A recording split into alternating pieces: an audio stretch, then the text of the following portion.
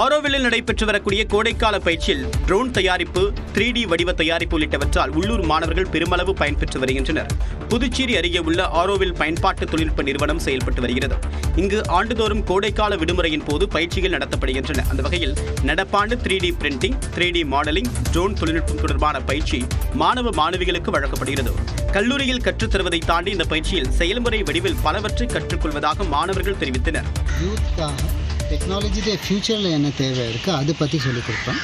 So இப்போ 3D printing course, electronics course, அதே மாதிரி ட்ரோன்ஸு, ரொபோட்டிக்ஸ் கோர்ஸ், இந்த 3 கோர்ஸ் நம்ம ஒரு வாரம் கோர்ஸ் நம்ம இப்போ சொல்லிக் கொடுக்குறோம். நம்ம லைவாக பார்க்க முடியுது. என்ன நம்ம பண்ணுறதை விஷுவலைஸ் பண்ணால் இன்னும் ஹெல்ப்ஃபுல்லாக இருக்குது. நமக்கு லேர்ன் பண்ணிக்கிறதுன்னு என்னால் தெரிஞ்சுக்க முடியுது.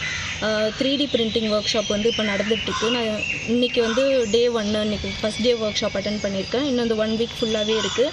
நெக்ஸ்ட்டு எலக்ட்ரானிக் ஒர்க் ஷாப்பும் கண்டக்ட் பண்ணியிருக்காங்க. நான் அதுக்கும் ரிஜிஸ்டர் பண்ணியிருக்கேன்.